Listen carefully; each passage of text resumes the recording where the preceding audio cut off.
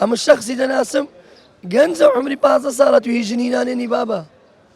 15 ساڵی ژنی نانی نییە تەمەنی 15 ساڵ و ژنی هێناوە تەمەنی 15 ساڵە ژنی هینە ئەمە 30 ساڵ بوومە ئەوجە هینام هەتا تێر عەقڵ نەبم ناینم خۆ ژن هینان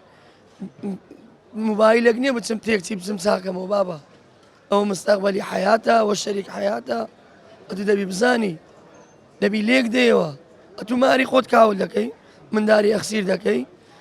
دوو عایلەی تێک دەدەی ئەو کچە مستەقبەلی دەفۆتێ کابرا گەنجەش نەشکە دەینتەوە ئەو نایە کەشکە بەس ئەدی حسابی ئافرەتەکەی بەرامبرت ناکەی یعنی باشە بۆچی لە نێو کۆمەلگای کوردی ئەو قسەیە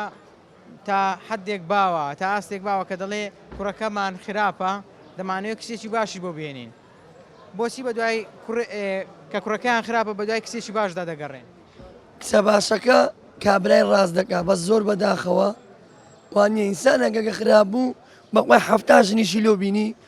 هەر خراپە لە بەرەوەی زمانی باب و باپیرانمان جیرەچی یعنی فەرقی هەبوو قەت ئەمە ناگەینەوان ناگەینە جیریوان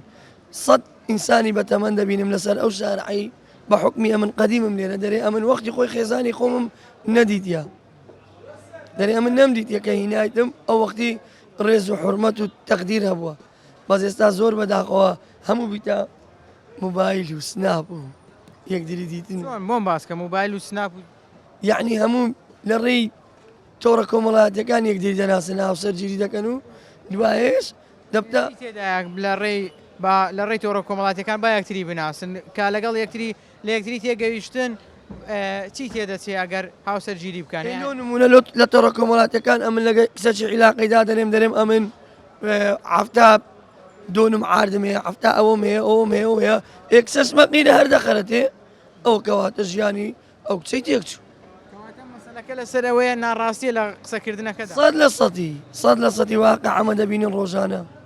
هەموو کەس دەبینی خیانەت بە هۆکارێک دەزانی بۆ لەگزیابوونەوە بەخۆی خیانەتیش بابەتەکە طبعا خیانەت بە 100% خیانەت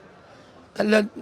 قەدیم و زمانەوە کە خیانەتی دەکرد دەیان کوشت یعنی من لەگە ئەوەی خیانەت نیمە هەر ئینسانێک ئەگە لەسەر جودابوونەوە خیانەت بیتن ئەو حەقی یعنی سزادانە چی 100%